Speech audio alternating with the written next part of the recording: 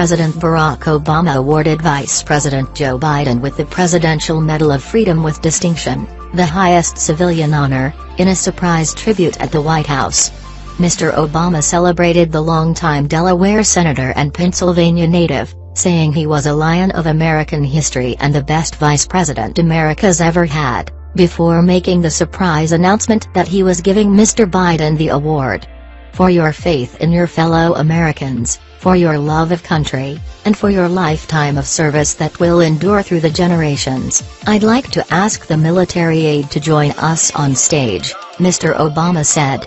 "For my final time as president, I am pleased to award our nation's highest civilian honor, the Presidential Medal of Freedom." The president bestowed the honor on Mr. Biden with an additional level of veneration, making him the fourth person in U.S. history to receive the award, alongside Pope John Paul II, President Ronald Reagan, and former Secretary of State Colin Powell. Mr. Biden, who had already had tears in his eyes from the farewell event, which he believed was to be a simple toast between he, the president, and senior staffers, accepted the honor in a tearful speech, thanking the president, his staff, his wife, Dr. Jill Biden, and First Lady Michelle Obama. Mr. Obama honored Mr. Biden for serving public office for almost half a century, which included decades in the Senate and 2 terms as vice president. During his time in public service, he authored the Violence Against Women Act, spearheaded the Cancer Moonshot initiative, and led the It's On Us campaign against sexual assault on college campuses. But despite his decades of work, he said he owed all the credit to those around him. "I get a lot of credit I don't deserve because I've had so many people to lean on," he said. He thanked Mr. Obama especially for giving him a much more powerful vice presidency than normal by having him serve as a top advisor in the Oval Office. "Mr. President, you know that with good reason there is no power in the vice presidency.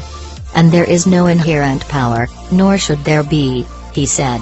"Mr. President, you have more than kept your commitment to me by saying that you wanted me to help government.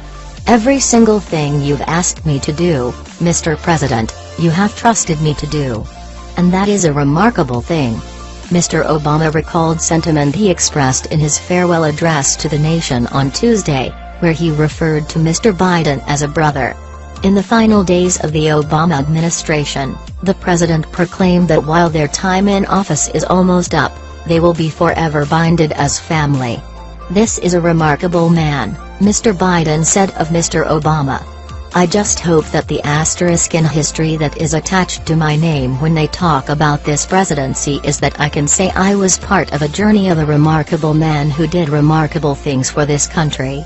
After he leaves office, Mr. Biden has said he will set up shop to continue his Cancer Moonshot work at the university's Bramson Cancer Center.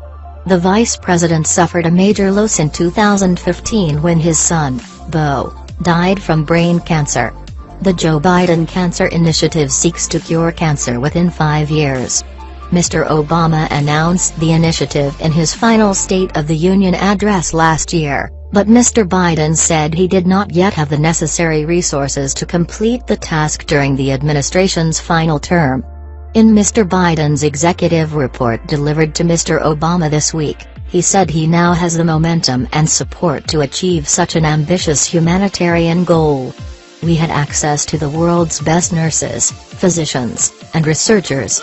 And the more time we spent with them, the more we understood that even if we couldn't save our son, the science, medicine, and technology are progressing faster than ever to save countless other sons and daughters," Mr. Biden said in the report.